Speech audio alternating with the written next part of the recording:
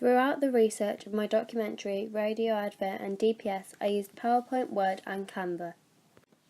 In PowerPoint, I created slides and managed to embed different video clips onto the slides, whilst also creating simple text boxes. For Word, I created a post on narrative theorists, where I researched into different theorists and included diagrams for some, such as the theory of equilibrium. Setting my narrative theorist posts in Word allowed me to clearly choose which theorists were specifically relevant to my documentary. For Canva, I found this was the most difficult to use, whereas I found Word and PowerPoint easy to use. I found Canva difficult to use for my mediation and gatekeeping posts, because I had to then film the presentation as the software wouldn't work on Blogger. It was simple to create the text and find the research, and the software was fairly easy to use. However, I found it difficult to get the software working on Blogger. The similarities between Canva and PowerPoint include how you insert a text box and how they fit around background shapes. One difference between Word and PowerPoint is that I could easily embed videos onto PowerPoint, however it was a lot slower to do on Word. For my documentary, I used Google Slides a lot as I found this worked best to create schedules and include booking sheets for the camera equipment. For my production schedule, I added a slide per week we were filming, with 2 filming days on each slide. This worked best as the software allowed you to draw text boxes, similarly to PowerPoint, multiple times on one slide. I also used my mobile phone as hardware to record certain presentations, such as Prezi, which wouldn't work on Blogger, as well as using my mobile phone to take pictures of the booking sheets we used to add onto the schedules and other posts such as the risk assessments. I also use Google Slides and Google Docs, which are similar to Word and PowerPoint because you can draw text boxes, add slides and the layouts are similar, which I like because I find their layouts work best for written planning. One thing I found useful on Google Slides was that you could easily go back and edit the text and it would automatically make the changes to the embedded link on the documentary, which made my time management more efficient. I enjoyed using Prezi because it was a more animated way of creating presentations. However, I found it did not work on Blogger and it didn't edit straight onto the blog when I made changes. This was challenging for me because it took more time, therefore I did not use Prezi more than once for the planning of my products. I used YouTube for my radio advert to upload my radio adverts I had recorded so I could embed them onto my post on Blogger. This was useful because it was a quick way of adding the adverts onto the blog. I also used my mobile phone to record the clips of the radio adverts to be able to upload them onto YouTube as MP4s. For my documentary, I used a camera, tripod, a boom mic and a clip mic when filming clips for our documentary. I found these relatively easy to use as I've used all this equipment before. One thing I found challenging was balancing the tripod, as often I would balance it and then it would become unbalanced again. I resolved this issue by standing higher than the tripod to get an aerial view of the spirit level on the tripod to centre it perfectly. To edit my documentary, I used Premiere Pro as my editing software. I edited the whole documentary so I learned a lot of things and was challenged a lot through using the blue screen.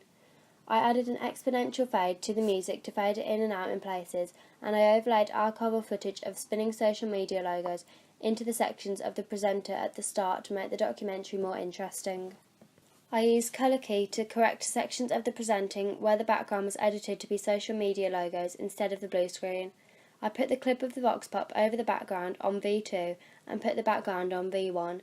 To edit the blue screen backgrounds to have a different clip over it, I used Ultra Key in Video Effects and then used the Dropper tool to select sections of the blue background. Then increased or decreased transparency, highlights, shadows and pedestal depending on each clip to make the background have the clip over it. I also added credits for Emily as the presenter and used fade to black for the end of the clip of the title. I struggled when trying to edit more into the background to make there be less grey. However, this was very difficult because the person in the vox pop was wearing grey, so when I tried to delete certain sections to overlay the background, it also removed the jacket, making certain sections transparent. I overcame this by using the cleanup tool in sections to make the clip look as best as I could without deleting the clothing on the clip. For the radio advert, we used GarageBand. We began by using an audio recorder to record our script, which was useful because it allowed us to stop and start after each audio section. We then imported the clips onto GarageBand and edited them into a 60-second radio advert. I'll definitely be watching that, right after I post this selfie. We took inspiration from roleplay documentaries to give the advert a comedy feel. GarageBand was quite challenging to use as there were different clips that had to be overlaid onto other clips. However, it was easy to import audio from the documentary to make the advert long enough. I found GarageBand similar to Audacity to use, so the format wasn't difficult to understand as I've used Audacity a lot in the past. For the DPS, we used InDesign. I found InDesign difficult to use because of the layout and the formatting. One challenging thing was wrapping the text to curve around the images. I found it difficult to remember which tool did this. I also found it difficult to section the articles into 2 columns, however this was easily fixed through the column tool for the text. One thing I focused on was getting the rule of thirds right for the DPS to conform with codes and conventions.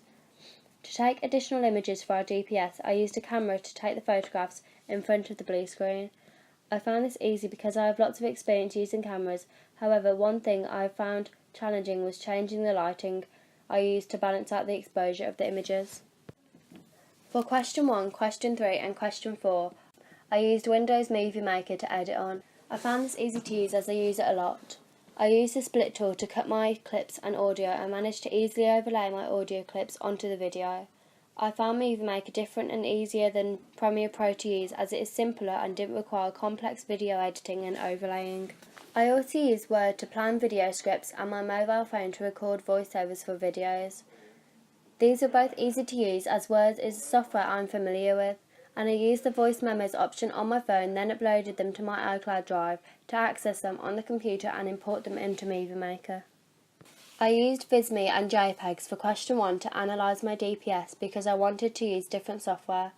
I was unsure whether Visme would work on Blogger, so I downloaded my presentation into JPEGs to be able to access them on Blogger.